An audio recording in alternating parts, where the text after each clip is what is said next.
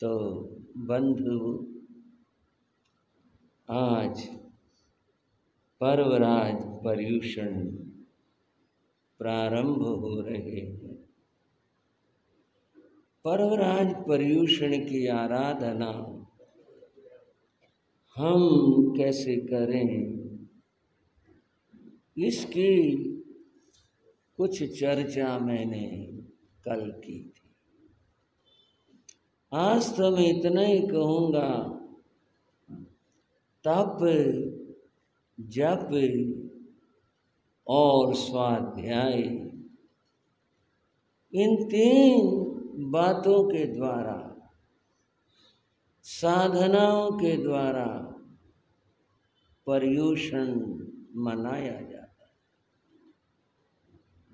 संसार में अधिकांश पर्व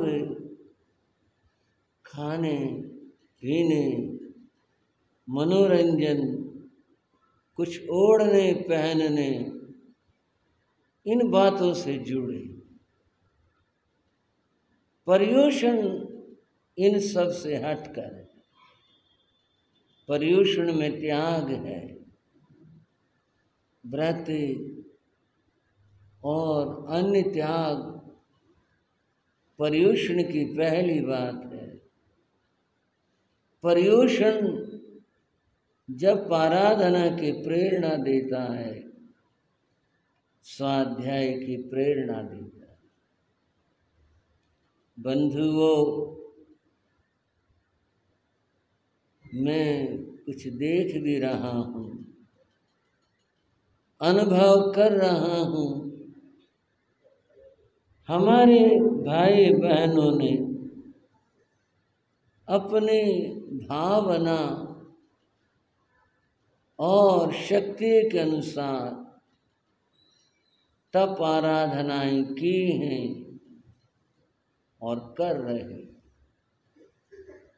जो कर रहे हैं उन सब के लिए बहुत बहुत मंगल कामनाएं हैं।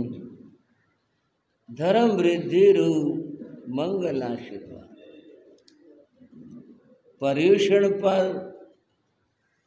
जब आराधना की जाती है और जब नमोकार महामंत्र का किया जाता है, खुशी की बात है। यहाँ प्रशांत विहार में और भी अधिकांश क्षेत्रों में जहाँ भी साधु साध्वियों का योग होता है, वहाँ सर्वत्र नमोकार महामंत्र का अखंड जाप प्रारंभ किया जाता है और 8 दिनों तक ये जाप निरंतर चलता रहता है।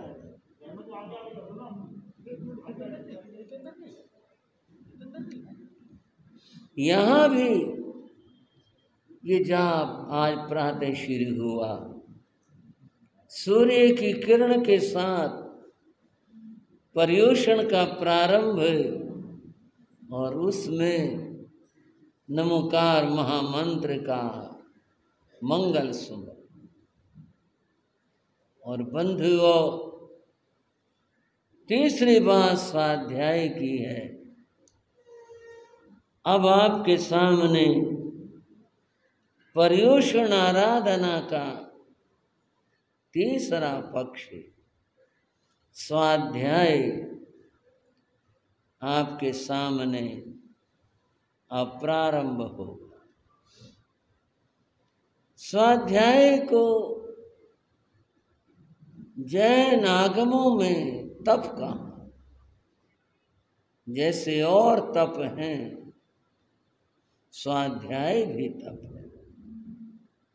यहाँ तक कहा गया,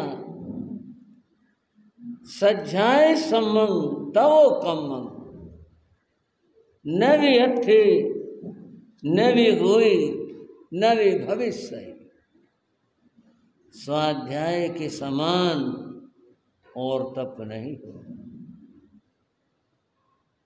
वह स्वाध्याय इधर उधर का कुछ उठाकर पढ़ लिया, इस रूप में नहीं होती। स्वाध्याय है भगवान की वाणी को पढ़ना, सुनना, मनन करना, ये स्वाध्याय। अब आपके सामने भगवान की वाणी जो आगमों के रूप में हमारे सामने है, वह प्रारंभ होगी और उस समय अंतकृत दशांग सूत्र की वाचना होगी। आप सभी ने बड़े धैर्य से, शांति के साथ में, श्रद्धा के साथ में उसको सुनना है। ये वाचना हमारे मुनि रत्न श्री अमित मुनि जी करेंगे। वाचना के बाद में भगवान ने क्या फरमाया है उसकी फिर कुछ चर्चा हम करेंगे। और यूँ पर्युषण आराधना का ये तीसरा अंग स्वाध्याय हम इस वेला में करना चाहेंगे।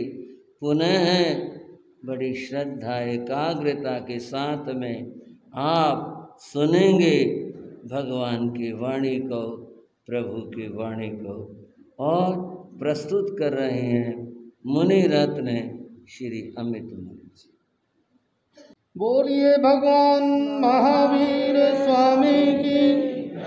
चारित्र चूड़ामणि पूज्य गुरुदेव श्री मायाराम जी महाराज की। गुरुदेव योगीराज श्री रामजी लाल जी महाराज की। संघ शास्त्रा शासन सूर्य पूज्य गुरुदेव श्री रामकृष्ण जी महाराज की। राष्ट्र संत उत्तर भारतीय प्रवर्तक पूज्य गुरुदेव श्री सुभद्र मुनि जी महाराज की। सभी साधु साधियों की, जैन धर्म की, मेरी आस्था के सुमेरु शिखर पूज्य गुरुदेव श्री जी के पावन चरण कमलों में अनंत अनंत वंदन। मुमुक्षु आत्मा हो, परम सौभाग्य। आज पर्युषण पर्व आराधना का पावन बेला में ऐसा अवसर और सुअवसर हमें प्राप्त हो रहा है।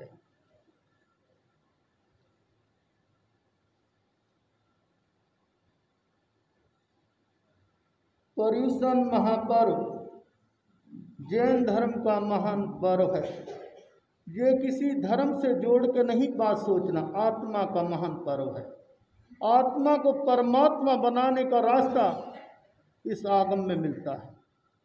आत्मा कैसे अपने आप को पावन पवित्र कर सकती है, अगर किसी ने जानना हो तो वो आज जान सकता है। आत्म शुद्धि का रास्ता इससे मिलता है। और श्री अंतकृत सूत्र की मंगल वाचना का सुअवसर गुरु की कृपा से मुझे मिल रहा है। अनंत कृपा होती है गुरु की, जब ये रास्ता मिलता है धर्म का, जब मिलता है गुरु का शरणा और गुरु का सानिध्य।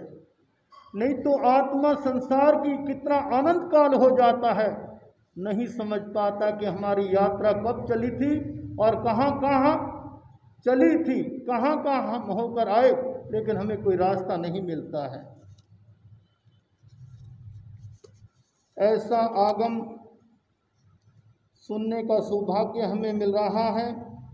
इसकी भाषा प्राकृत भाषा है, लेकिन आगम का एक एक शब्द मंत्र का रूप है। जो हमारा आगम को हम सुनने मात्र से ही अशुभ कर्मों की निर्जरा होती हुई चली जाती है, और इस आगम में जो बताया हुआ मार्ग पर चलता है उसको लक्ष्य प्राप्त हो जाता है। ये आगम को पढ़ना, सुनना, चिंतन करना हमारे हृदय में एक नई प्रेरणा देता है, हमारे मनोबल को बढ़ाता है, हमारे उत्साह और उमंग को आगे बढ़ाता है। एक पुरुषार्थ देने की भावना देता है, क्योंकि इस आगम में जीवन के साधना के अंतिम क्षणों में जिन महापुरुषों ने केवल ज्ञान प्राप्त किया, लक्ष्य को प्राप्त किया, उसका उल्लेख है। इससे एक हमें संकेत मिलता है, एक संदेश मिलता है कि धर्म के मार्ग पर बढ़ते रहो, चलते रहो, लक्ष्य प्राप्त हो जाता है। कभी मन को छोटा मत करना। कई बार व्यक्ति के मन में आ जाता है, हम इतने समय से धर्म ध्यान कर रहे हैं, हमें क्या मिला, मिलने वाला क्या नहीं मिला, इस बात को सोचना है। क्या मिला, हम इस पर रह जाते हैं, हमें क्या नहीं मिला, ये धर्म बताता है। तो ऐसा महापुरुषों की वाणी को हम प्रारंभ करने जा रहे हैं। प्रारंभ करें उससे पूर्व प्रभु की स्तुति में कुछ लाइनें बोलनी हैं और सभी ने बड़े ही मिलकर बोलना है। ये मधुर श्री जिन वाणी सुनेगा उत्तम प्राणी, ये मधुर श्री जिन कोई सुनेगा उत्तम प्राणी, ये महावीर की वाणी कोई सुनेगा उत्तम प्राणी। मुख बोले तो फूल गिराए, मुख बोले तो फूल गिराए, कान सुने तो मन हर्षाए, कान सुने तो मन हर्षाए। बड़े सदा पुण्यवानी कोई सुनेगा उत्तम प्राणी, बड़े सदा पुण्यवाणी कोई सुनेगा उत्तम प्राणी।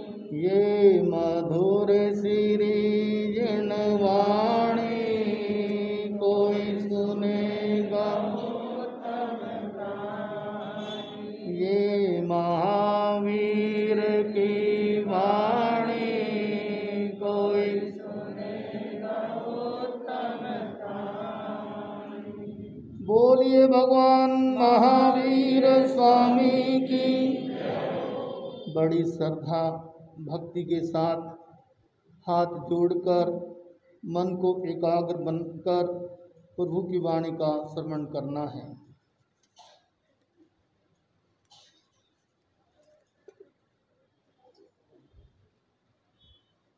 श्री अंतकृत सूत्र का पहला वर्ग है।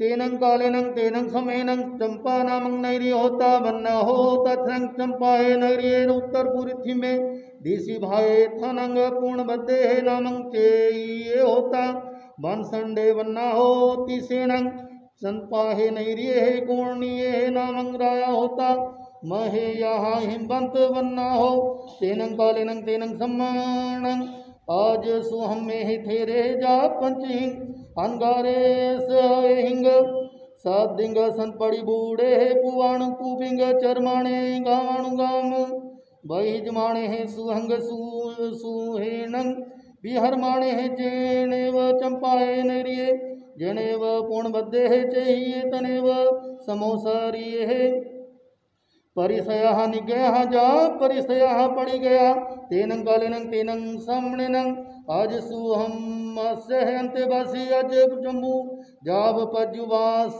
माणे एवं व्यासी जैनं बनते है सामनेनं भगवया महावीरेनं आई गरेनं जाब संपत्तेनं सत मत्स्य अंगस्य उवासग दशानंग आई मठ्ठे पणते आठ मत्स्यनं बनते अंगस्य अंतगढ़ दशानंग सामनेनं जाब संपत्तेनं के अठे पणते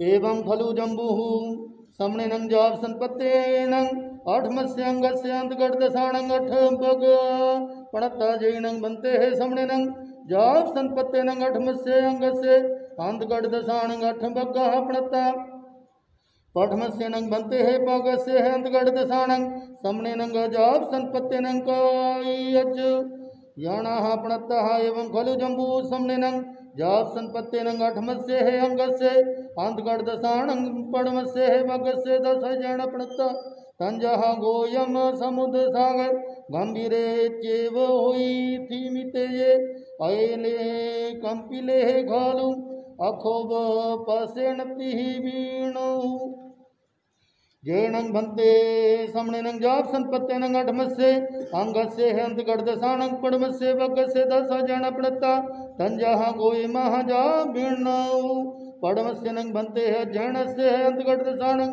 समणेनंग जाप संपत्तेनंग के अठे प्रणते एवं खलु जम्बू तेनंग कालेनंग तेनंग समणेनंग बारवई नामंग नैर्य होता दुवालस्य है जोइण जाम नव जोइण विथिजन धन वै महिनी माया चामी कर पागर नाण मणि पंचवन्ना काविहिसी संग परिमंडिया सुब्रह्म अलकापुरी संकाशः पो मुदिये पकिलिय पचख देवलोक भूयः पासः दियः दरिसः निजः अवीरुमा पड़िरुवः तीसे नंग बारवैया नैर्य वैया उत्तरपुरी सीमे दिशिवाए थनंग रेवहे नामंग पवयोता बन्ना हो तथनंग देवय पवय नंदन वन्ने नामंग उज्जानंग होता बन्ना हो सूर पिये नामंग जखाएती तने होता ओ राहणे से नंग एगे नंग बण संडे नंग परिखिते आसोग वर पाएवे तथनंग बारवैये नैर्य कन्ने नामंग वासुदेवे रायः पड़ी बस्तहि मैं यहाँ राय वन्ना हो सेनंग तथ समुद्र विजय पामुखाणंग दसाणंग दसाणा राणंग बलदेवे पामुखाणंग पंच हंग मावीराणंग पजुना पामुखाणंग आद ठाणंग कुमार कोडीनंग सांब पामुखाणंग सठिये दूदंत सासीणंग महेसेण पामुखाणा है नंग छपणा है बलवग साहसीणंग वीरसेन पामुखाणंग एक विसाय वीर सासीणंग उगे सेणंग पामुखाणंग सोलसणंग राहे साहसीणंग रूपिणी ही पामुखाणंग सोलस नहंग देवी ही साहसीणंग आणंग सेना पामुखाणंग अणे गाणंग गणिया साहसीणंग अणेने सी सिंह बहुनंग ईसर जाब सत बहाणंग बारवैये नैर्य अधवर हस है सह यह सीमंत याहे समथ सह तहा आहे वचंग जा बिहरही तथनंग बारवैये नैर्य अंधक वर्णीय नामंग राया परिवस्तहि मैया हिमबंत बन्ना हो तस्नंग अगंध वर्णीय रणो धारणी ही नामंग देवी होता बन्ना हो तथिनंग साहा धारणी देवी अन्न यहाँ कया हिंग तंसी ही तारीस सगंसी ही सैनी जंसी एवं जहा महे बल्ले सुमी दंसन कहना जमंग बाल तनंग कल्लाओ जय जोवन पाणी ही गाहणंग कंतः पासा यह भोगाया नवरंग गोई मोहो नमिनंग अठनंग अठहंग रायवार कन्नानंग एक दिविसनंग पाणी गेणावंती ही अठाहो दो दासो उर ओह काहो विरह रहिता तिनंग से गोई में अंगारे अन्न यहाँ का याही अराहो अरिठ निमिष्य तारुबाणंग थेराणंगंतिये सामये मय्याणंग एकारस्यंगाहिंग अहिजहि अहिजिता बहुहिंग चौथ जाव पाणंग भावी माण बियरई तहिनंग अहि अरिठ मि अन्न यहाँ कया ही बार वैयो नैरियो नंदन वन्ना हो अजाणो पड़ी निखमही पड़ी निखमयिता वही यहा जन वह वियारंग वियरई तत्नंग से है गोए में है अनगारे अन नहा कयाही जने वो हरिणमी तने वो हुआ गच्छिता हरंग हरिणमी टिको तो आया ही नंग पया ही नंग करे करे ता बंदे नमस्ते ता एवं व्यासी छामी नंग बनते तू बेहिंग अभणु नाहे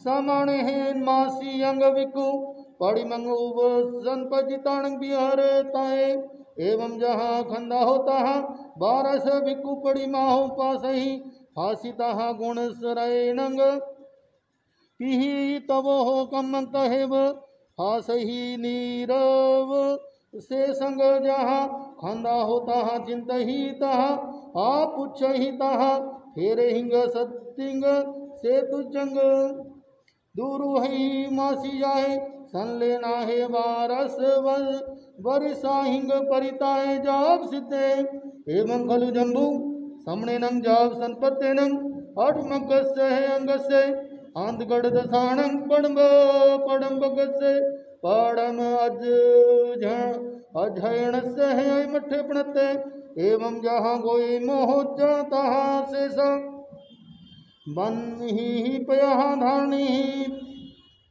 बन ही पिया धारणी माता समुद्र सागरे गंभीरे थीनिये अले गंभीले अखो भे पसे नहीं बीण हुए गम्मा पड़मो बगो 10 जन पड़ता तीवे मी बोलिए भगवान महावीर स्वामी की।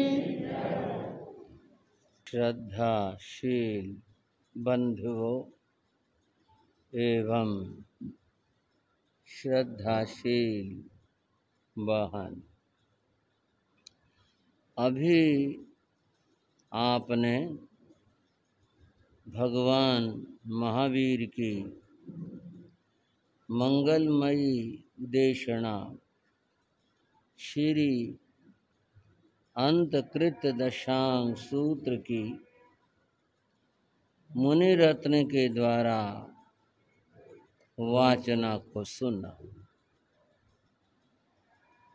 इस वाचना में आज के पाठ में क्या बताया गया है, यह कुछ हम समझने का प्रयास करेंगे। बंधुओं, ये जो शास्त्र है जिसकी अभिवाचना की गई है, इसका नाम अंतकृत दशांग सूत्र है। क्या नाम है, बोलोगे क्या? अंतकृत दशांग सूत्र।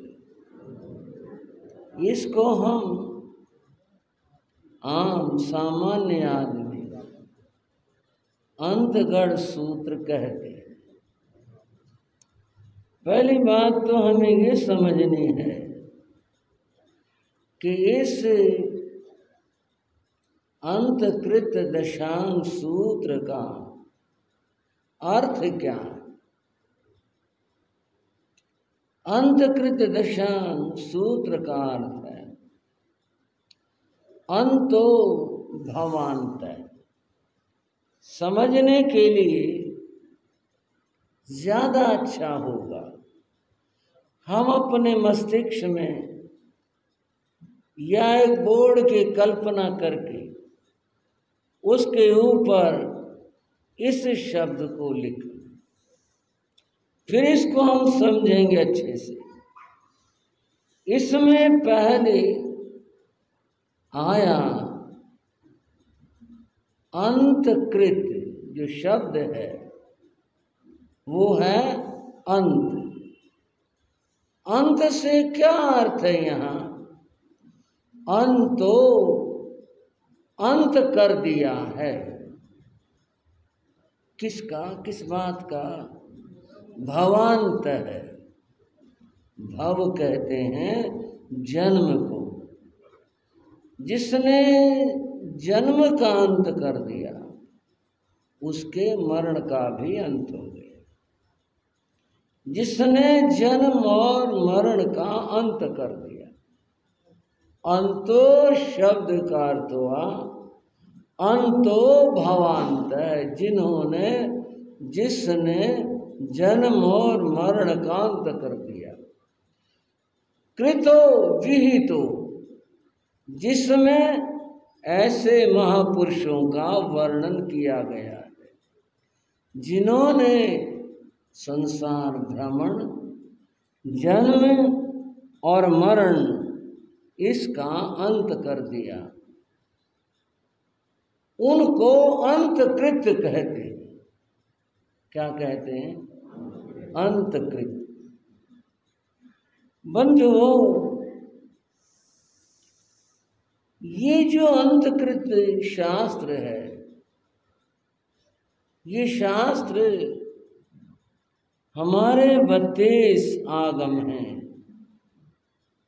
उनमें से यह 8वां शास्त्र है। हाँ भाई बहनों को ख्याल होगा, जानकारी होगी। संभव है कुछ नहीं जानते हो, सभी समझ लें।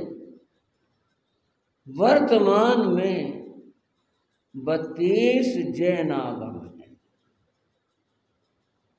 उनमें से 11 अंग सूत्र कहलाते हैं, 12 उपांग कहलाते हैं, 4 मूल कहलाते हैं, 4 छेद सूत्र कहलाते हैं और 1 आवश्यक सूत्र कहलाता है। ये जो मैंने अभी आपके सामने कहे, ये सब मिलाकर 32 शास्त्र है। वैदिक धर्म के अंदर जो स्थान वेद का है, सनातन धर्म का हो, वैदिक धर्म का हो, उसमें जो स्थान वेद का है, यानी वेद शास्त्र का है, और बौद्ध धर्म के अंदर जो स्थान पिटक का है, वहाँ बौद्ध धर्म में अपने शास्त्रों को पिटक कहते हैं। वहाँ जो महत्व पिटकों का है, और थोड़ा विस्तार करें तो इस्लाम में जो महत्व कुरान का है, ईसाई धर्म के अंदर जो महत्व बाइबल का है, वही महत्व जैन धर्म में महावीर के द्वारा कहे हुए इन शास्त्रों का।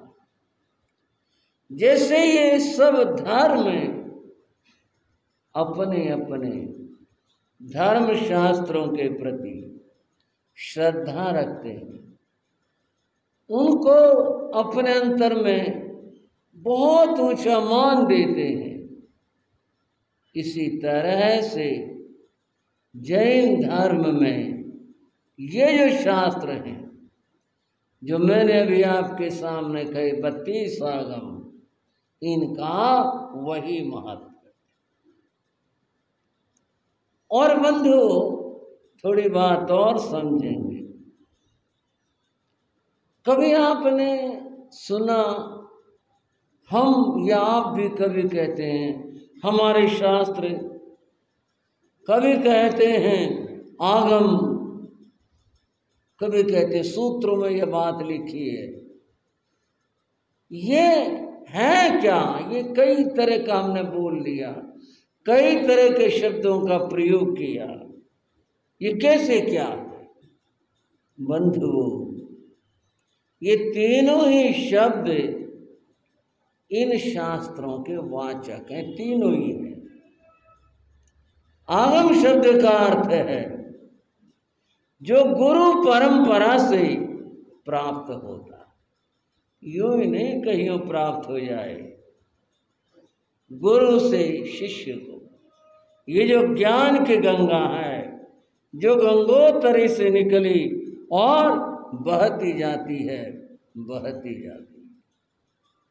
तीर्थंकरों ने जो कहा, गणधरों ने उसे ग्रहण किया और फिर उन गणधरों ने आगे और आगे इसे बताया, पढ़ाया, ज्ञान दिया और ये ज्ञान की गंगा बहती आई।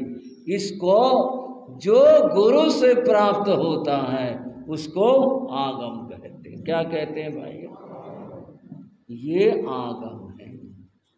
ये जो 32 शास्त्र हैं बंधुओं, इनको आगम कहते हैं।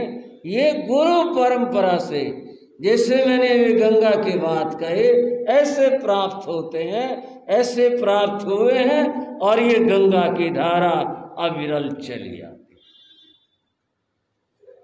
दूसरा शब्द शास्त्र है। शास्त्र शब्द का अर्थ भी बड़ा आनंददायक और समझने का। शास्त्र शब्द संस्कृत भाषा की 2 धातुओं से मिलकर के बना। धातु ये लोहा, सोना, चांदी ये नहीं है। शब्द के मूल रूप को, जहां से उसकी निष्पत्ति हुई, निकला, बना, उसको धातु कहते हैं। 2 धातुओं से ये शब्द बना। कौन सा? शास्त्र शब्द। वे 2 धातुएं हैं, शाशु और त्रेण, जिसमें अनुशासन बताया जाए। हाँ जी भाइयों, क्या बताया जाए?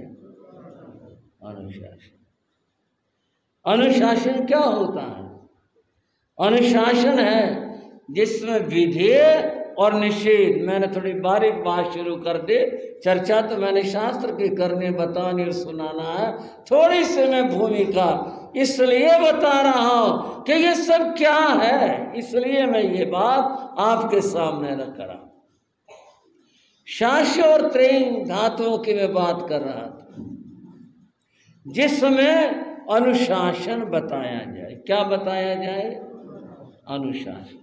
अनुशासन क्या होता है कि जहां विधि और निषेध, विधि करना और ऐसे करना, निषेध ये नहीं करना और ये नहीं करना, इसको निषेध कहते हैं। जहां ये 2 बातें, जैसे धर्मम चर, धर्म का आचरण करो, ये विधि है, ये विधि है। कहा? धर्मम च, धर्म का आचरण करो। और निषेध पापम मा करो, पाप मत करो, ये निषेध। शास्त्र में ये दोनों ही बातें बताई गई हैं। ये करना है और ये नहीं करना है। जहां पर ये दोनों बातें रहती हैं वहाँ अनुशासन होता है, और अनुशासन जिस ग्रंथ में रहता है उसको शास्त्र कहते हैं। समझ गए भाई? अर्थ आनंददायक हुआ ना कि शास्त्र, हम तो यूँ सोचते हैं इस शब्द में कितनी गहरी और महत्व की बात आई। और तीसरा शब्द है सूत्र। वो भी हम बोलते हैं कई बार में सूत्र में ही लिखा। हरियाणा में तो सूत्र को सूत्र कैसे दे, क्या लिखा हुआ? ये लिखा, ये बात बताइए। सूत्र शब्द का अर्थ है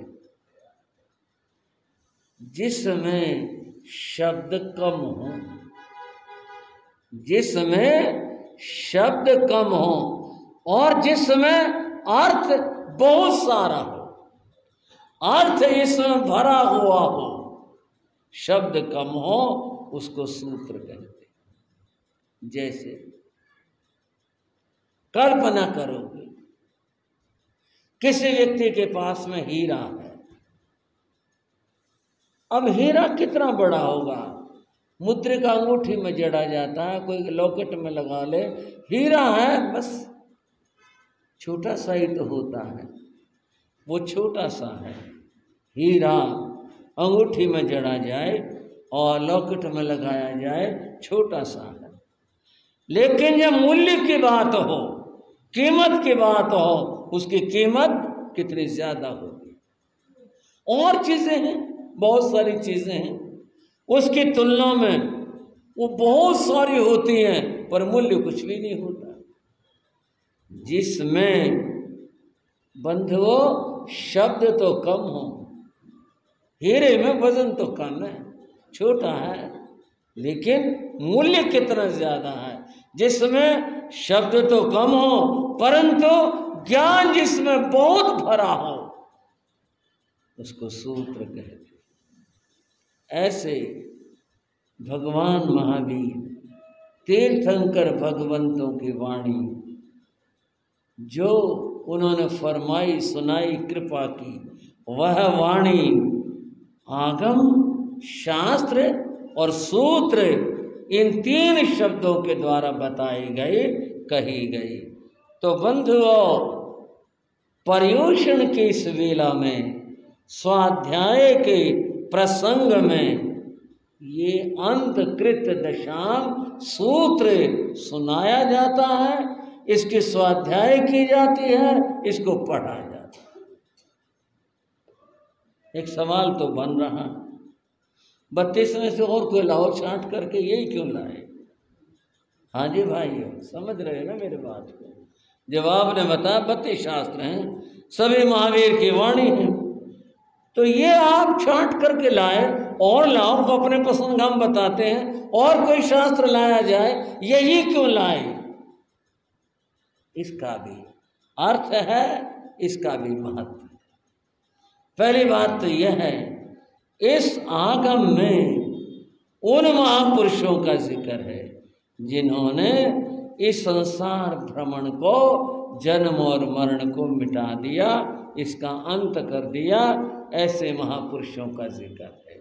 उससे तात्पर्य यह है, हमने उससे प्रेरणा लेनी है, उनके चरित्र से प्रेरणा लेनी है, ताकि हम भी अपने संसार भव भ्रमण को मिटा सके, दूर कर सके। इसके अंदर ऐसी कथाएं हैं, इसमें से चरित्र है। उत्तराधीन सूत्र के अंदर आया, वहां पर पूछा गया, और क्या पूछा गया? सज्जायण बनते जीवे किम जनई, स्वाध्याय से क्या लाभ होता है? भगवान ने फरमाया सज्जायण निजरंग जनई, कर्मों की निर्जरा होती है। महापुरुषों के चरित्र पढ़ने से हमें प्रेरणाएं प्राप्त होती हैं, उत्साह जागृत होता है, हम भी ऐसा करें, हम भी ऐसा कर पाए, इससे ऐसा होता है। कभी कभी संयोग, कुछ तो संयोग जोड़ने से जुड़ते, कुछ अपने आप जुड़ जाते। अब क्या कहा जाए, ये तो ज्ञानी जाने कि ये सुखद संयोग जोड़ा या जुड़ गया या बन गया, बड़ा अद्भुत है। और अद्भुत क्या है? यह है पर्युषण की वेला। किसकी वेला? और कितने दिन का पर्युषण है? 8 दिन का। यह है अंतकृत दशांग सूत्र। उन शास्त्रों में, अंग शास्त्रों में 8वें नंबर का शास्त्र है। चलो होगा, 8 दिन है और 8वां शास्त्र है। बंधु और भी बात है, इसके 8 वर्ग, 8 अध्याय, 8 चैप्टर हैं। चलो ये भी बात होगी, वो भी 8, वो भी 8, वो भी 8। और बंधुओं 8 कर्म होते हैं। कर्म कितने हैं? 8 कर्म। पर्युषण के एक एक दिन में, ये कहाँ भी ऐसे गया था, एक दिन में एक ही चैप्टर, एक ही वर्ग सुनाया गया था, इकट्ठी वाचना नहीं हुई थी। एक ही चैप्टर, एक ही वर्ग सुनाया गया था। और मूल बात क्या है? एक एक दिन एक एक कर्म का चिंतन करके ध्यान के द्वारा उसके निर्जरा करना। बन गई संगति। अगर आप सोचो तो एक एक दिन में एक एक कर्म का चिंतन करके स्वाध्याय करते हुए हम उन कर्मों की निर्जरा करें। ये पर्युषण का संदेश भी यही है और इस शास्त्र में भी यही बात बताई गई। तो फिर संगति बन गई बात की। अतएव इस शास्त्र का पर्युषण की वेला में वाचन स्वाध्याय किया जाता। आप कोई किताब और शास्त्र में फर्क होता है। किताब तो सामान्य लेखक की लिखी होती है और शास्त्र तो महापुरुषों की, तीर्थंकरों के, ऋषि और मुनियों की वाणी होती है। मैं तुलना नहीं कर रहा, बता रहा हूं। आप एक किताब लेने गए, बाजार में गए, आपने किताब के बारे में पूछा, दुकानदार ने किताब दिखाई, आप पूछते हैं किसकी लिखी हुई है भाई ये? वो बताता है साहब ये किताब उस अमुक लेखक की है, इसका ऑथर अमुक है, इसका लेखक हुआ है।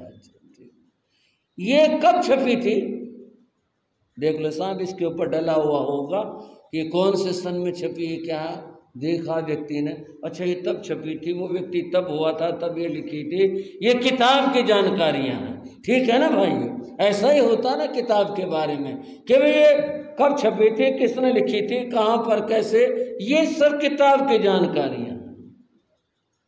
शास्त्र की बात करते हैं कि ये जो शास्त्र है इसका क्या इतिहास है, ये किसने बनाया, आचार्य ने, किसने रचा, किसने क्या किया, कैसे हुआ, क्या हुआ, इसके बारे में भी कुछ जिज्ञासा जानकर और फिर आगे की बात करते हैं। बंधुओं, जो तीर्थंकर भगवान होते हैं वे देशना देते। तीर्थंकर वाणी को देशना कहते हैं। क्या कहते हैं? किसको? तीर्थंकर वाणी, और किसी की वाणी को नहीं। तीर्थंकर वाणी को देशना कहते हैं। तीर्थंकर देशना देते, अर्थात जन कल्याण के लिए, संसार में भटक रहे जीवों के उद्धार के लिए वे देशना देते, उपदेश देते हैं। वह जो उनका उपदेश है, वह जो उनकी देशना है, वह देशना उपदेश जो उनके समीप में गणधर देव होते हैं। हाँ जी, कौन? गणधर। भगवान महावीर के कितने गणधर थे? अन्य तीर्थंकरों के भी गणधर थे, संख्याएं अलग अलग। हर तीर्थंकर के शासन में गणधर होते हैं, लेकिन सबके अपनी अलग अलग संख्याएं होती हैं। भगवान महावीर के शिष्य, प्रधान शिष्य, मुख्य शिष्य 11 गणधर। ये गणधर बड़े मेधा संपन्न, बुद्धिमान होते हैं। आज मनुष्य के पास में साधन है, टेप रिकॉर्डर आदमी के पास में है, वो कई रूपों में है। फोन में भी टेप के साधन है और भी कई चीज़ें हैं इन सब में। और क्या करते हैं आप लोग कि जब किसी की बात को आपने स्थायी रखना हो तो बटन दबाया और उसकी बात को आप टेप कर लेते। ऐसा ही है ना भाइयों, श्राव को। और फिर जब चाह बटन दबाया और उसे सुन लिया। ये आज के साधन है। उस जमाने में, तीर्थंकरों के जमाने में ऐसे साधन नहीं थे। उस जमाने की बात क्या थी?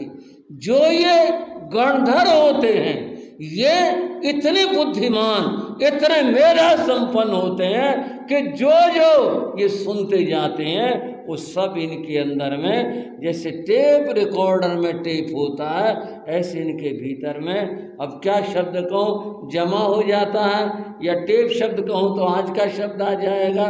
इनको वो सारा का सारा यथावत उसी तरह से उपस्थित हो जाता, उसी तरह से याद, जैसे फरमाया उसी तरह से कहीं भी किसी बिंदु का, किसी कोमा का, किसी का कोई उससे फर्क नहीं होता, वो यथावत उन्हें याद हो जाता। एक काम गणधर करते हैं, वो ये करते हैं, वो जो सुना हुआ होता है ना, तीर्थंकर से उपदेश सुना है, उसको ये व्यवस्थित करते हैं। व्यवस्थित कैसे करते हैं? कुछ चीज़ों को ये गद्य में और कुछ को पद्य में बदल दें। इसलिए दोनों तरह शास्त्र में भाषा आती है, गद्य की भी आती है और पद्य की भी आती है, दोनों तरह की भाषा आती है। यह जो परिवर्तन हुआ गद्य का और पद्य का, यह गणधरों के द्वारा किया जाता है। तीर्थंकर महावीर प्रभु ने देशना दी, वो देशना पार थी, बहुत अधिक थी, गणधरों से आत्मसात किया था। लेकिन समय के साथ में जो आगे आने वाली परंपरा थी, वो सब उस ज्ञान को सुरक्षित नहीं रख पाई और वह उनकी स्मृतियों से फिसल गए।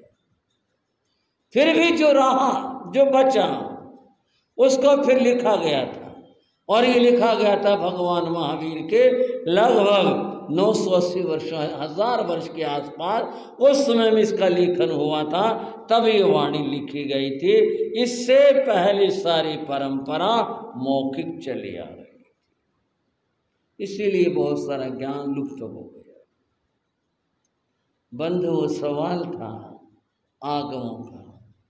इस क्रम में ये जो अंतकृत दशांग सूत्र है, जिसको मैंने अभी बताया कि 8वां शास्त्र है, और जिसको पर्युषण के इन दिनों के अंदर जिसकी वाचना की जाती है, यह भी इसी प्रकार से अन्य आगमों की तरह से गणधरों के द्वारा भगवान से सुना गया था, आत्मसात किया था। इसको फिर उन्होंने अपनी तरह से व्यवस्थित किया था, कालांतर में लिखा गया था, और फिर अब ये हमारे सामने इस शास्त्र के रूप में।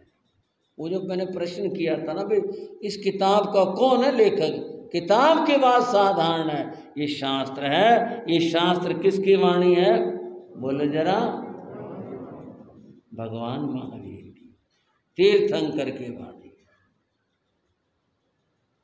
समय आगे बढ़ता है, समय का चक्र कहो या पहिया कहो, आगे चलता है।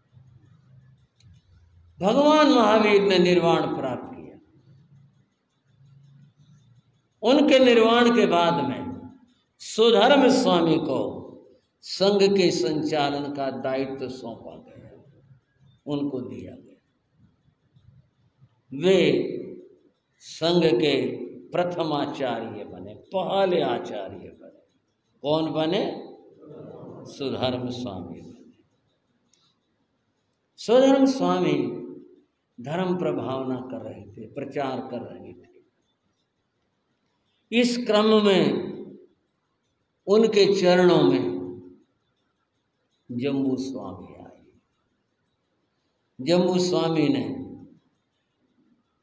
गुरुदेव सुधर्म स्वामी के चरणों में दीक्षा ली। कितने व्यक्तियों के साथ ली? होगा मामला कुछ का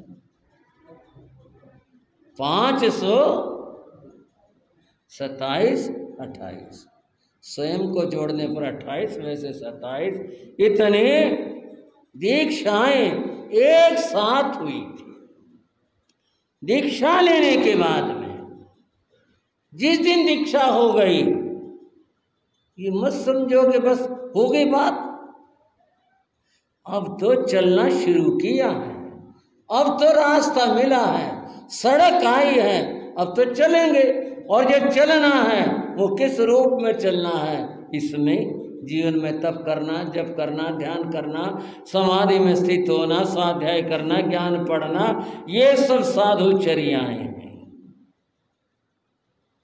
जम्बू स्वामी अपने गुरु सुधर्म स्वामी के पास में नित्य प्रति आते थे, उनके साथ रहते थे, और वे आते थे और मुनि भी आते थे, आकर के चरण वंदना करते और बैठते और प्रार्थना करते थे, गुरुदेव आपने हमें यह सुनाया, जो भी सुना होता हमने इसे सुना, आगे भगवान ने क्या फरमाया हम वो सुनना चाहते।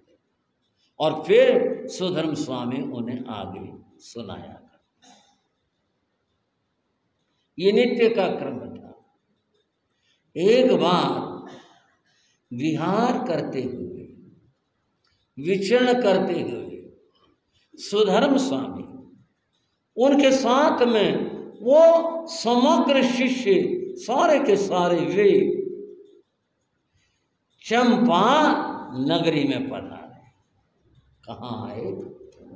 ये जो मैं ऐसे पूछ लेता हूँ ना, ये मैं इसलिए पूछ लेता हूँ थोड़ा आपका ध्यान जानने के लिए, इसलिए भी पूछ लेता हूँ कि बात आपको याद रह जाए। वैसे तो सीधे सीधे मैं कहता ही हूँ, कोशिश यही होती है।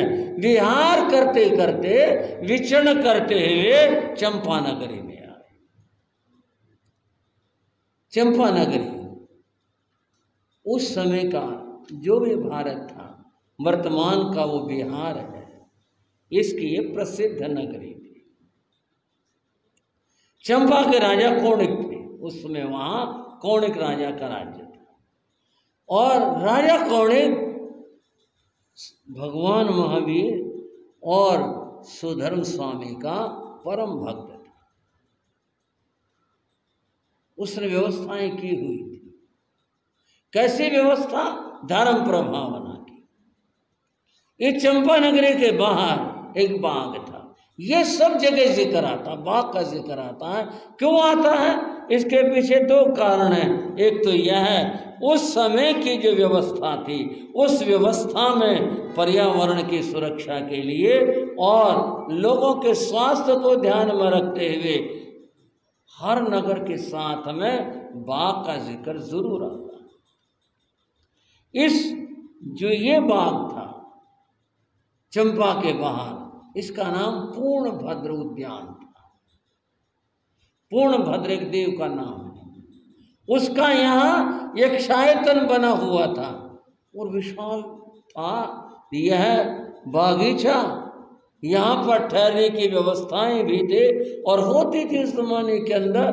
तो बंधुओं, यहाँ पर आकर के सुधर्म स्वामी विराजे। अब मैं बता रहा हूं आपको अंधकृत शाम का अवतरण कैसे हुआ, ये कैसे प्रकट हुआ, ये बताने जा रहा हूं आपको। यहां विराजे।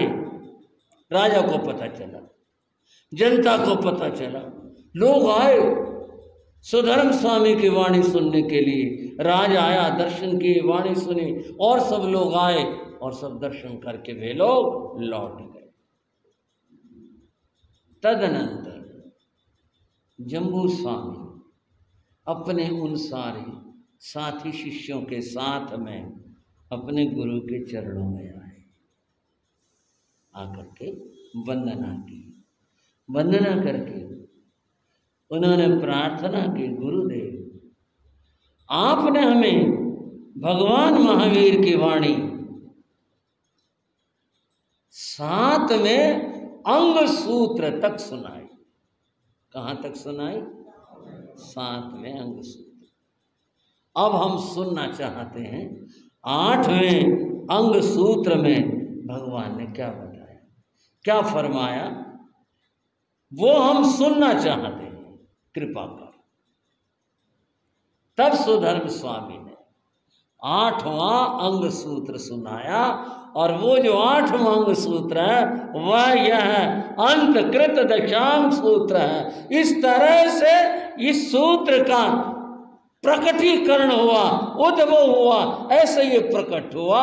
उन्होंने प्रार्थना के गुरु से और तब उन्होंने इसको उन्हें सुनाया था। ये इस तरह से प्रकट हुआ। कोई व्यक्ति इसका लेखक और रचयिता नहीं है, समझ लो। कोई आदमी नहीं है। ये तो भगवान की वाणी सुधर्म स्वामी ने सुनी थी, उन्हें याद थी, उपस्थित थी और उन्होंने प्रार्थना की जम्बू स्वामी ने कि भगवान मुझे हमें सुनाने की कृपा करें। और उन्होंने फिर कृपा के और उन्होंने सुनाया। बंधवो। अब यहाँ से अंतकृत दशांग सूत्र की बात शुरू होती है और मैं 3 बातों की चर्चा करना चाहूँगा, जिसमें से 2 की चर्चा मैंने की। पर्युषण के बाद हम कल कर चुके, अगर आपको ध्यान होगा।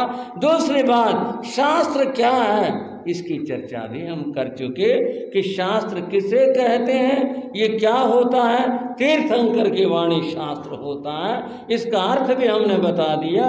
अब हम आगे बात कर रहे हैं इस शास्त्र में क्या वर्णन है। इस बात सुधर्म स्वामी ने कहा, जम्बू इस शास्त्र के 8 वर्ग हैं। वर्ग आप चैप्टर को समझ लें, इसमें 8 वर्ग हैं और इन वर्गों में 8 वर्गों में सब मिला करके 90 महान आत्माओं का जिक्र है। अब इसका अर्थ हुआ ये कथा प्रधान शास्त्र हुआ, क्योंकि इसमें चरित्र है, इसलिए ये कथा प्रधान चरित्र शास्त्र है। 90 महान आत्माओं के चरित्रों का इसमें वर्णन है। उसमें से उन्होंने बताया कि पहला जो अध्याय है, पहला जो वर्ग है, उसके अंदर 10 महापुरुषों का वर्णन है। कितना? वो ये 10 महापुरुष थे, उनके पावन नाम हम सुमरण करते हैं, हम नमन करते विनय के साथ में उनके पावन नामों को लेते हैं। वो 10 महापुरुष थे। आप बड़े धैर्य से और ध्यान के साथ में सुनेंगे क्या क्या नाम है। गौतम, समुद्र, सागर, गंभीर, समित, अचल, कामपिल्य, अक्षोभ, प्रसेन और विश्व। ये 10 महापुरुष जब किसी व्यक्ति का नाम लेते हैं, सहज उसके साथ जिज्ञासा जुड़ती है, ये कौन थे, ये कहाँ के थे। जब 10 नाम बताए कि 10 महापुरुषों का वर्णन है, तो ये जो 10 महापुरुष हुए ये कौन थे, कहाँ के थे। अब हमें पीछे इतिहास में जाना होगा। ये यहाँ तक जो बात थी सुधर्म स्वामी की, जम्मू के महावीर के बाद की बात है।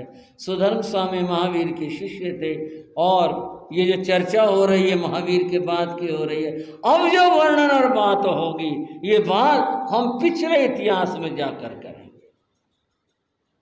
एक बात और जान लो, इस शास्त्र में 2 तीर्थंकरों के शासन के महापुरुषों का जिक्र है। 2 तीर्थंकर एकदम मन कहता, और बाकी जो 22 रहे उनका क्यों नहीं उनका वर्णन। बात ऐसी है, 2 तीर्थंकर, एक तो 22वें तीर्थंकर जिनका नाम भगवान अर्शनेमिनाथ था, उनके शासन के। दूसरे भगवान महावीर के शासन की। ये कई तरह के केवल ज्ञानी होते हैं। आप कहोगे ये और नई बात होगी, बताओ, ये भी कई के तरह के होंगे क्या केवल ज्ञानी? बता, कई तरह के होने से अर्थ है उनके ज्ञान में, उनके आनंद में, उनके बल के अंदर वो कोई फर्क नहीं होता। फर्क स्थितियों का होता है। जैसे एक तो तीर्थंकर केवली होते हैं, समझ रहे हो ना? कौन? कितने हुए उसके अंदर? 24 ही तो हुए। ये कहलाते हैं तीर्थंकर केवली। एक होते सामान्य केवली। सामान्य केवली तो बहुत हुए, हर एक के शासन में भी बहुत सारे हुए। भगवान महावीर के शासन में बहुत सारे सामान्य केवली हुए। ये केवली स्थिति भेद से होते हैं, उनके ज्ञान में कोई फर्क नहीं होता किसी प्रकार का। एक मूक केवली भी होते हैं। मूक कहते हैं चुप रहने वाले को, वो केवल ज्ञान पा लेते हैं, लेकिन उनके भाषा के जो बोलने के परमाणु और पुद्गल हैं वो खत्म हो चुके होते हैं, वो बोलते ही नहीं कभी, केवल ज्ञानी है लेकिन कभी बोलेंगे नहीं, कभी नहीं बोलेंगे, क्योंकि बोलने के लिए जो पुद्गल चाहिए उनकी स्पर्शना उनकी खत्म हो चुकी होती है, होते ही नहीं, इसलिए बोलते ही नहीं। मैंने कहा ना कई तरह के केवल ज्ञानी होते हैं, केवल ज्ञानी वो भी हैं, उनका ज्ञान भी उतना ही है, उनका आनंद भी उतना है। एक होते हैं जिनका हम जिक्र कर रहे हैं, अंतकृत्य केवली। क्या नाम है, बोले जरा, अंतकृत्य केवली। अंतकृत्य केवली कौन होते हैं? जिनको अपने जीवन के जो सबसे अंतिम क्षण हो, एक है घंटा, मिनट, सेकंड, सेकंड का और सेकंड कर लें और कर लें, वो जो सबसे अंतिम क्षण है, उसके बाद आगे जीवन नहीं है। उस सबसे अंतिम में जिन्होंने केवल ज्ञान को प्राप्त किया, इसमें थोड़ी चर्चाएं भी हैं कि वो अंत में होता है या कुछ पहले होता है। बस आप जो परंपरा चली आ रही है उसके अनुसार धारणा बताने लग रहा हूं मैं। उसमें जिनको केवल ज्ञान हुआ, केवल ज्ञान हुआ और मोक्ष में गए, देह में नहीं रहते क्योंकि आयु खत्म हो गई, उनको अंतकृत्य केवली कहते हैं। ये अंतकृत्य केवली केवल 2 तीर्थंकरों के शासन में हुए, भगवान अर्शनेमी के शासन में हुए और दूसरे भगवान, हाँ जी, 2 क्या इसमें ही, औरों के हुए नहीं हुए तो कोई जरूरी थोड़े भी होंगे, जरूर होंगे, कोई नियम है, नहीं हुए, संयोग है उनका। ऐसे ही थी स्पर्शना, जिसकी जो स्पर्शना थी उसके समय में हुआ, अतएव ये 2 के समय में ही हुए और ये दोनों के समयों में जो हुए उनकी कुल संख्या 90 है। अब ये जिक्र आएगा कि 22वें में कौन कौन हुए, महावीर के कौन कौन हुए, आगे सुनोगे, उस सारा वर्णन हम करेंगे उसका। अब तो यहाँ समझ लो इन 2 के समय में हुए। अब पहले जिक्र कर रहे हैं हम 22वें तीर्थंकर भगवान अर्शनेमी का। सुधर्म स्वामी कहते हैं जम्बू 22वें तीर्थंकर भगवान अर्शनेमीनाथ। एक बार श्रद्धा को परिचय दोगे, बोलो भगवान अर्शनेमीनाथ के। 22वें तीर्थंकर भगवान अर्शनेमी का युग। अब हम बात कर रहे हैं, सुधर्म स्वामी जम्बू स्वामी चंपा में हैं, पर बात उस जमाने को 22वें तीर्थंकर उसकी बात कर रहे हैं। वे बताते हैं 22वें तीर्थंकर भगवान अर्शनेमीनाथ का धर्म शासन चल रहा था। वे इस धरा के ऊपर ज्ञान सूर्य पांव भ्रमण कर रहे थे, लोगों को धर्मोपदेश दे रहे थे। इस सूर्य से, ज्ञान सूर्य से प्रकाश पा करके अनेक अनेक आत्माएं जागृत हुई थी। उन जो आत्माएं जागृत हुई थी उनमें से इन 10 के नाम भी हैं जो अभी आपके सामने लिए गए। ये कौन थे और कहाँ के थे? अर्शनेमीनाथ भगवान का जो युग है वह भगवान अर्शनेमीनाथ के समय के अंदर हुए वासुदेव श्री कृष्ण का युग। एक धर्म जगत के नेता हैं और एक यूं कहो जग को व्यवस्था देने वाले वे नेता हैं, वे श्री कृष्ण हैं और ये बंधु तीर्थंकर हैं। दोनों अपने अपने क्षेत्र में महान हैं। वासुदेव श्री कृष्ण की राजधानी थी द्वारका। कौन सी थी? द्वारका उनकी राजधानी। द्वारका का वर्णन बंधु यहाँ आया है कि वो द्वारिका नगरी कैसी थी। श्री कृष्ण अपनी प्रजा को एक सुख स्थान देना चाहते थे। किस रूप में और कैसे? भाई एक ऐसी नगरी बसाई जाए जैसे आज लोग कॉलोनी काटते हैं, ये तो अपना और तरह से हो गया, थोड़ा सा बहुत नीचे वाले स्तर पर है, वो बहुत ऊंचा स्तर है। वे अपनी जनता को, अपनी प्रजा को सुख स्थान देना चाहते थे, एक नगर बसाया जाए पर ऐसा हो जो सुख स्थान। उन्होंने तब जैन मान्यता के अनुसार तेले तप की आराधना की। किसकी? 3 दिन का उपवास करना तेला तप कहलाता। तेले तप की आराधना की। ये तप इतनी बड़ी शक्ति है कि देव शक्ति को भी आना पड़ता है और झुकना पड़ता है। ये तप इतनी बड़ी शक्ति है। और भी जिक्र आएगा, समय के साथ कहूंगा। उन्होंने तेले तप की आराधना की और तेले तप में फिर उन्होंने देवताओं के कोषाध्यक्ष कुबेर, जिसको कहते हैं, कुबेर प्रकट हुए। कुबेर ने पूछा, महाराज कैसे याद किया, क्या आज्ञा मेरे लिए? भाई हमारे आवास के लिए, हमारी प्रजा के आवास के लिए एक नगर की आवश्यकता। तब बंधुओं समुद्र के तट के ऊपर, इसका वो भी सब दिया हुआ है, पूर्व में क्या था, इधर क्या था, उधर क्या था, वो तो किताब से पढ़ लें तो अच्छा रहेगा। वो स्थान उन्होंने कहा यहाँ एक विशाल नगर की रचना की जाए। तब कुबेर ने नगर की रचना की और वो आज के इस जमाने के पैमाने के अनुसार, पुराना पैमाना तो एक वह 12 योजन लंबी थी, 9 योजन चौड़ी थी। आज के पैमाने के अनुसार 96 किलोमीटर लंबी थे और 72 किलोमीटर चौड़ी थी। ये आज का पैमाना।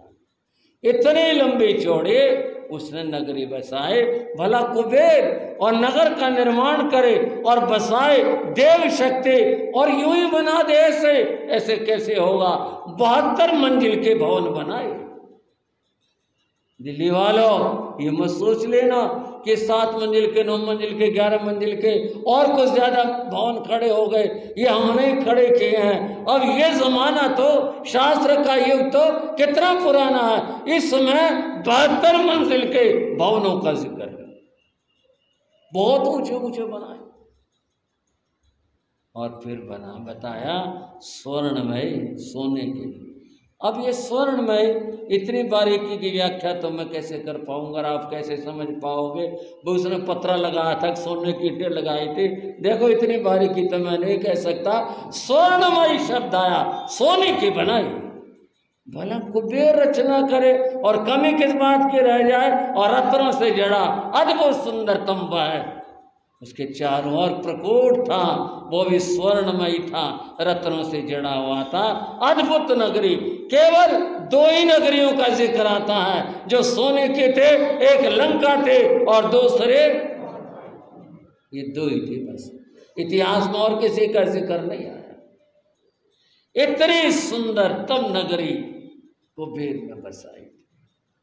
और जहां कृष्ण ने कहा मेरी प्रजा के लिए मुझे चाहिए, वो भी दिया। भी कितनी संख्या थी उस समय में, वो सब, उसमें प्रजा भी आ गई, सेना भी आ गई और सब लोग, उनका जिक्र है, उन सब के आवास उसके अंदर थे। इतनी लंबी चौड़ी वो नगरी थी, बसाई गई। पर एक बात तो बताओ, ये द्वार का नाम क्यों रखा? और कोई नाम नहीं पाया। कृष्णपुरी नाम रख लेते इसका। बताओ, मैं सुझाव देने लग गया, क्या करें, चर्चा तो करनी है, और कोई नाम रख लेते। ये द्वार का नाम रखा गया, उसका क्या बात हुई? बात ये थी, द्वारका का जो प्रकोट था उसमें स्थान स्थान पर द्वार थे, दरवाजे थे। हम गए एक बार पटियाला, पंजाब का एक नगर पटियाला। तो ये बात 60 की है, इतनी समझ नहीं थी मेरे, छोटा ही था मैं, बच्चा ही तो था 60 के अंदर। पर गुरु महाराज योगीराज जी मेरे परम गुरु थे, वो मुझे बताते रहते थे कुछ ना कुछ। बोले ये जो है ना बना हुआ प्रकोट छोटी का था बड़ा, उसमें उन्होंने बताया 18 दरवाजे थे, बड़े बड़े दरवाजे, छोटे छोटे नहीं, जिनमें से हाथी अंबारी सहित निकल जाए इतने बड़े बड़े दरवाजे थे पटियाला की। बताइए तो वर्तमान की चीज होगी, इतनी लंबी चौड़ी, 96 किलोमीटर लंबी और 72 किलोमीटर चौड़ी, और उसमें जगह जगह कितने दरवाजे दिए होंगे, कैसे काम चला। करोड़ों आदमी जो उसमें रहते थे। आज दिल्ली की आबादी भी कितनी हो चुकी है, और वो तो इससे भी ज्यादा बड़े थे। अतः वो जो जगह जगह दरवाजे थे ना, इस कारण से उसका नाम द्वारका, द्वारों वाली, ये नाम प्रसिद्ध हुआ उसका, जिसके बहुत सारे दरवाजे थे। द्वारका, द्वारों वाली, बहुत सारे दरवाजे थे उसके। अब बात आगे करें। द्वारका में बहुत लोग रहते थे। उन रहने वालों में एक अंधक वृष्णि नाम के राजा भी रहते थे। राजा तो वासुदेव थे, श्री कृष्ण थे। और राजा कहाँ से आ गए? ये छोटे राजा होते थे। ये क्या थे? छोटे राजा थे। ये द्वारका में रहते थे, बहुत सारे रहते थे। ये अंधक वृष्णि नाम के एक राजा थे जो द्वारका में रहते थे। इनकी पत्नी का नाम धारिणी था। इनका अपना महल था, आनंद पूर्वक रहते थे, द्वारका में रहते थे। ठीक है। एक बार रानी धारिणी जब सो रही थी, उन्होंने एक स्वप्न देखा। और स्वप्न, क्या स्वप्न देखा उन्होंने? वो देखते हैं एक सिंह शावक, शेर का बच्चा, सिंह शावक क्रीड़ा करते हुए, उछलते हुए, कूदते हुए उसके महल में आ गया। और इतना ही नहीं, उसके कक्ष में आ गया। शावक बच्चा था, उसके गोद में आ गया। वैसे तो बड़ा डर लगता है, शेर का सपना भी आया तो भी पसीने आ जाए आदमी को। उसने ये स्वप्न देखा, रानी की आंख खुले, ये क्या हुआ? स्वप्न देखा, स्वप्न था। उसने अपने सुबह पति से निवेदन किया। पति बोले, जानती तो तुम भी हो, फिर मेरे से सुनना चाहती हो। स्वप्न तो बड़ा शुभ है, बहुत अच्छा है। फिर भी किसी दैवज्ञ नई मिट्टी से पूछ लेते हैं। चलो, पूछा गया। उन्होंने भी कहा बहुत शुभ है, क्या लाभ हो सकता है? इस स्वप्न का नैमित्तिक ने कहा पुत्र लाभ होगा, और वो भी जैसे कि पशुओं में सिंह की स्थिति होती है ऐसा होगा। ये तो प्रतीक है उस बात का। बहुत खुशी हुई। समय बीतता रहा और कालांतर में समय आने पर रानी धारिणी ने एक पुत्र को जन्म दिया। अब मैं आपको जोड़ के रखना चाहता हूँ, ये कथा कौन सुना रहे हैं? सुधर्म स्वामी सुना रहे हैं कथा। और किसको सुना रहे हैं? जम्मू स्वामी को सुना रहे हैं। और यहाँ हम आपके सामने जो शास्त्र में लिखी है वो सुनाने लग रहे हैं। अतः वो सुना रहे हैं उस समय के हालातों को, कब के 22वें तीर्थंकर के जमाने की स्थितियों को, हालातों को बता रहे हैं। द्वारिका की बात आपने सुने, अंधक वृष्णि की बात सुनी, और पुत्र का जन्म हुआ उसके यहाँ पर, आपने जाना। उस बालक का नाम क्या रखा जाए? बालक का नाम गौतम रखा गया। सोचने पर ऐसा लगता है गौतम नाम बड़ा प्रिय रहा है। भगवान महावीर के गणधर का गोत्र गौतम था। गौतम स्वामी कहते हैं। इंद्रभूति तो बहुत ही कम बोलते हैं लोग, गौतम बोलते हैं। और भी गौतम के नाम से व्यक्ति हुए। वैदिक परंपरा में गौतम ऋषि हुए हैं, बहुत महान विद्वान ऋषि थे गौतम ऋषि, उनका नाम आता है। मैं तो ये अपने उससे कह रहा हूं। लगता यह है कि गौतम जो नाम है ये बड़ा प्रिय रहा होगा, उन्होंने भी शायद क्या सोच के रखा ये तो मैं क्या कहूं, पर गौतम नाम उस बालक का रखा गया। राजकुमार है गौतम, इसलिए लालन पालन सुख सुविधा सेवा इसकी तो कोई कमी हो ही नहीं सकती, और कोई कमी थी भी नहीं। हर तरह से लालन पालन हुआ। उसका भी जिक्र आता कि 5 धात्रियां धाय उसके पालन के लिए रखी गई थी, वो सब ठीक राजकुमार था। ये सब बातें कोई असंभव नहीं है। इस तरह उसका लालन पालन हुआ और कुछ बड़ा हुआ, शिक्षा का जीवन के अंदर समय आया, उसको पढ़ाना भी शुरू किया गया। उम्र बढ़ती गई, विकास होता गया और पढ़ता गया। आखिर समय आया, उस जमाने के सबसे बड़ी शिक्षा थे 72 कलाओं का ज्ञान। कितना? 72 कलाओं का ज्ञान उसे करवाया, इतना उसे पढ़ाया गया, 72 कलाओं में निष्णात हो गया। फिर तो अब जीवन में गृहस्थाचार पर जो कुछ है वो यही है कि पहले तो भाई हमारे यहाँ बच्चा आ जाए, फिर वे इसको पढ़ा लें, फिर वे बड़ा हो गया, फिर काम धंधे की बात सोचते हैं, पर वहाँ काम धंधे वाली कोई बात थी नहीं। फिर तो ये होता है इसका विवाह कर दें, बस यही गृहस्थ आचार है, इसी तरह होता है। माता पिता ने उसके विवाह की बात सोची। वो राजकुमार है। राजाओं के यहाँ पर बहु विवाह की प्रथा थी, ये कोई आश्चर्य की बात नहीं। राजाओं के यहाँ पर बहु विवाह की प्रथा रही है। पीछे तक जब भारत में स्टेटें हुआ करती उस समय भी ये बात हुआ करते थे। उस जमाने में, जबकि ज़माने की मैं बात कर रहा हूँ, तब भी ये था 8 कन्याओं के साथ में उनका विवाह किया गया। विवाह हो गया, अब महल है, अपने महल में आनंद के साथ रहते हैं। दुनिया के जो सुख हैं वो सारे उपलब्ध हैं, सभी तरह की उनका उपभोग करते हुए अपना जीवन बिता रहे हैं। बात आई है, और धर्म कर्म के वैसा कुछ नहीं था। ऐसा वहाँ कोई धर्म ध्यान की बात हो, कुछ हो, वो कुछ नहीं था। बस संसार था, संसार के सुख थे, वैभव था, अपना जीवन सुखों के साथ बिता रहे थे, बस ये था। फिर ऐसा क्या हुआ जिससे उनका जिक्र शास्त्र में आ रहा है? ऐसी क्या बात हुई? वो बात यहाँ से शुरू होती है। और कैसे शुरू होती है? वे अपना जीवन इस तरह से जी रहे थे। और फिर तीर्थंकर देवा आ गया, तीर्थंकर भगवान का पदार्पण हुआ, उन महाप्रभु का मंगलमय पदार्पण हुआ, और प्रभु बाग में विराजे। पूरी द्वारका में इस बात की घोषणा हुई, प्रेरणा दी गई भगवान के दर्शनों के लिए और प्रभु की वाणी सुनने के लिए। एक बात मालूम होती है, उस जमाने में जनता को धर्म से प्यार था। वो कैसे लगता है, हम अपनी ओर से नहीं कह रहे, लोग जाते थे दर्शनों के लिए और धर्म देशना सुनने के लिए।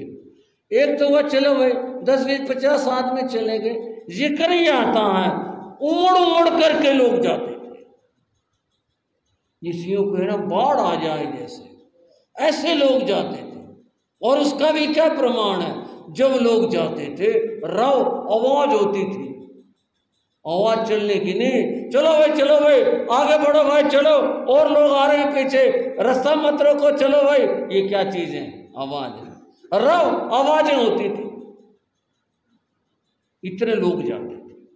फिर द्वारिका में आबादी भी बहुत थी, जाते होंगे।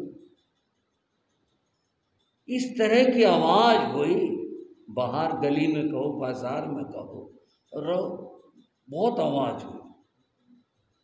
गौतम कुमार ने कहा, आज क्या बात है भाई, आज तो बड़ी आवाज हो रही है, क्या बात हो रही? सेवक से कहा, देखना जरा क्या बात है आज। उसने देखा, बड़ी दुनिया जा रही है। अरे कहाँ जा रही है ये? कोई मेला तो सुनने में नहीं आया, कहाँ जा रही है ये? वो पता करके आया, कि भी क्या बात है, लोग कहाँ जा रहे हैं, और तुम्हें नहीं पता भगवान अष्टमी के जा रहे हैं ना। उसने आके बताया और वो बोला भैया अष्टमी कौन है जिनके यहाँ इतने लोग जाते हैं? कोई 1000 का पता नहीं, 10,000 का पता है, रो ऐसे जिसे बाढ़ आते से जा रहे हैं, पता तो करो कौन है। उसने बताया कि ये तो तीर्थंकर भगवान है, केवल ज्ञानी है, ये तो भूत भविष्य वर्तमान तीनों को जानते हैं। ऐसा भी कोई आदमी हो सकता है दुनिया में? हाँ ये है ऐसे, मुझे भी चलना चाहिए। अब थोड़ी बात यूं जिज्ञासा के बने, हम भी चलें, हम भी देखें, हम भी पूछ करके आए, ये तीनों कालों के बाद जानते हैं। और तब ये गौतम कुमार जैसे लोग जा रहे थे उनमें ये भी शामिल हुआ और ये भगवान के संस्मरण में पहुंचे। ये कारण बन जाते हैं कारण, कुछ भी कारण बन जाए किसी का, उनका ये कारण बना। वे गए, वहाँ पहुँचे, बैठे, भगवान के दर्शन किए, प्रभु के दर्शन करके एक कृत्य हुए, धन्य धन्य हुए। भगवान के दर्शन करके आनंदित हुए, भगवान की वाणी सुनी। भगवान ने जो फरमाया उसका सार यह था कि समय बीता जा रहा है, जीवन बीत रहा है और ये जीवन का घट बूंद बूंद करके खाली हो जाएगा और इसका अंतिम परिणाम मृत्यु होता है। जीव जो कर्म करता है उसके अनुसार फिर ये नया जन्म प्राप्त करता है, अपने फिर कर्मों को भोगता है। इस तरह ये अनंत काल से चल रहा है। तुम संभल जाओ और संभल जाओगे, धर्म ध्यान करोगे, तुम्हारा ये भाव भ्रमण छूट जाएगा। कर्मों की निर्जरा करो तो मुक्ति मोक्ष को पाओगे, फिर न जन्म होगा, न मृत्यु होगी, न कोई दुख होगा, सबसे मुक्ति मिलेगी। ये क्या भाई, ये तो पहली बात सुनी, बात तो सही है। देखो कितने लोग चले गए, एक दिन हमें भी जाना पड़ेगा, हमें भी ये काम करना चाहिए। भगवान ने देशना दी, देशना देने के बाद में ये गौतम कुमार भगवान के पास गए, बोले भगवान वो रास्ता बताओ मुझे जिससे कि जन्म और मरण का अंत हो सके, मुक्ति प्राप्त हो सके। भगवान ने बताया दुविहे धम्मे पढ़ते, दो तरह का धर्म है, गृहस्थ धर्म है और साधु धर्म है। उसका ये आचार मर्यादा है, उसका ये आचार मर्यादा है, दोनों का लक्ष्य एक ही होता है। जो तुम्हें पसंद हो तुम उस मार्ग के ऊपर चल सकते हो। मैं साधु करूँ, मैं आत्म कल्याण करूँगा। भगवान की वाणी सुनकर उनके मन में वैराग्य जागृत। समय हो रहा है, बात को समेट भी रहा हूँ पर थोड़ा बता भी देना चाहता हूँ। 4 तरह की मक्खियों का जिक्र शास्त्र में आया, मक्खियों का। और क्या जिक्र आया? एक मक्खी ऐसी होती है जो आई और मिश्री की डली के ऊपर आकर बैठी, उसे चाटा, पेट भरा और उड़ गई। इसमें क्या बात हुई? बात तो बताऊंगा आगे क्या बात हुई। एक मक्खी आई, शहद का कटोरा था, आकर उसमें बैठ गई, मुंह मारा, मुंह तो मीठा हुआ लेकिन पंख उसमें फंस गए और मार मार के धंस गई, मर गई, निकल नहीं सकी। खाने को तो मिला शहद, लेकिन हुआ क्या? एक मक्खी आई, मिट्टी की एक डली रखी थी, पड़ी थी वहां, उस पर बैठ गई, मुंह मारा, कुछ नहीं खाने को मिला, उड़ गई। एक और चौथी मक्खी की बात है, खखार पड़ा था कहीं गंदगी, आई उस पर बैठी, मुंह मारा, उड़ गई, फंस गई, उड़ने की फंस गई और धंस करके मर भी गई। बंधुओं, 4 तरह की आत्माएं हैं। जो पुण्यवान जीव हैं वो पहली मक्खी की तरह संसार में आए, पुण्यों का भोग किया, फिर संयोग मिला, त्याग करके मुक्ति की ओर उड़ गए, फंसे नहीं। कुछ पुण्यवान थे, सब कुछ पाया, लेकिन संसार में फंसकर शहद की तरह से, मक्खी की तरह से मर गए, निकल नहीं सके। और एक वो जो मिट्टी पर बैठे, मिला तो कुछ नहीं लेकिन फंसे भी नहीं, निकल गए। और वो खखार वाले, वो मिला भी कुछ नहीं, निकल भी नहीं सके, फंस करके मर गए। ये पुण्यवान जीव हैं, वो मिस्री वाले हैं। इसी तरह से आज तक तो सुख भोगा, लेकिन आज अंतर्नेत्र खुल गए और कहा अब मैंने अपना कल्याण करना। प्रभु की वंदना करके भगवान मैं भी साधु जीवन अपनाना चाहता हूँ, जैसी तुम्हारी इच्छा हो। वे घर आते हैं, घर आकर के अपने माता पिता को कहा, पत्नियों को कहा, वो सब सहज है, क्योंकि वैराग्य गौतम कुमार को हुआ, उनको नहीं हुआ। उन्होंने तो वही बात करनी थे बंधनों के, तेरे बिना क्या होगा, तेरे बिना कैसे होगा, ये होगा वो होगा। उन्होंने कुछ परवाह की और कहा मैं साधु बनना है, और अंततः गौतम कुमार दीक्षा ले ली।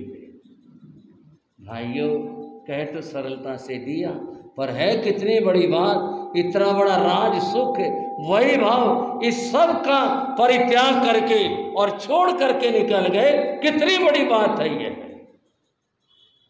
उन्होंने दीक्षा ली, दीक्षा लेकर के गुण रतन नाम के तप की साधना की। किस तप की साधना की? गुण रतन। गुण रतन तप क्या होता है? पहले उपवास किया, और कितने दिन तक उपवास किया? 1 महीने तक, और लगातार नहीं, एक उपवास फिर पारना, एक उपवास फिर पारना, एक उपवास फिर पारना, फिर 2 उपवास फिर पारना, फिर 3 उपवास फिर पारना। इस तरह से उन्होंने अंत में 16 का उपवास किया, पारना, और फिर 16 का उपवास फिर पारना, फिर 15 के बाद में 14, 13, 12, 11, 10, 9, 8, 7, 6, 5, 4, 2, 1, इस तरह से एक लड़ी पूरी की, दूसरी की, तीसरी की, चौथी की, और भी इसमें बारीकियां हैं। बंधुओं बैठकर स्वाध्याय करना या संतों के पास लाभ लेना, तब सारी बात समझाई जा सकेगी। ऐसे ऐसे महान तपों की आराधना के, इससे उनके कर्मों की निर्जरा हुई, आत्मा शुद्ध पावन बनी, और अंत में फिर ये भगवान की आज्ञा लेकर के एकांत में जा कर के संलेखना, संथाना, समाधि अंगीकार करते हैं। समाधि में रमण करते हुए अब अंतकृत केवली शब्द आ रहा है। अंतिम समय में, जीवन के अंतिम क्षण में आयुष व्यतीत होने जा रही है। अंतिम क्षण वहां आकर के इन्होंने केवल ज्ञान, केवल दर्शन को प्राप्त किया। आत्मा ने देह को छोड़ दिया। इधर देह भूसात होती है, उनकी आत्मा शरीर से निकल करके सीधे मोक्ष में जाती है। ये मुक्ति को प्राप्त करते हैं और वहाँ जाकर के ये परम मोक्ष में जाकर सिद्ध शिला पर विराजमान होते हैं। इस तरह इन्होंने अपनी आत्मा का कल्याण किया। इनकी इस महान आत्मा को हम वंदन, नमन और बार बार कोटि कोटि वंदन नमन करते हैं। आप भी वंदन कर लीजिए। श्रावको श्राविका, ऐसे महान आत्मा के चरणों में हमारा कोटि कोटि नमन। इस वैराग्य भरी कथा को सुनकर जम्बू चकित हुए। इतना सुख साम्राज्य छोड़कर दीक्षा ली, धन्य हो उन्हें। और तब सुधर्म स्वामी ने उन्हें बताया, जम्बू इसी प्रकार से सुन लीजिए दोबारा से, समुद्र, सागर, गंभीर, स्तमित, अचल, कांपिल, अक्षोभ, प्रसेन और विष्णु, ये जो 10 भाई थे, एक का वर्णन किया आपके सामने। और ये जो शेष 9 थे, इनका वर्णन भी इसी प्रकार से है। इसी तरह से आप समझ लें, सगे भाई हैं। इसी तरह से लालन पालन, विवाह और फिर वैराग्य, और उसके बाद में साधना, साधना के बाद में अंतिम समय में सबके सब ने केवल ज्ञान, केवल दर्शन प्राप्त कर ये सिद्ध बुद्ध और मुक्त हुए। इन सब की आत्माओं को हम वंदन और नमन करते हैं। प्रेम के साथ बोलेंगे, छोड़ा पथ राग का, छोड़ा त्याग और वैराग का त्याग, पथ अपनाया संयम पाया, पथ अपनाया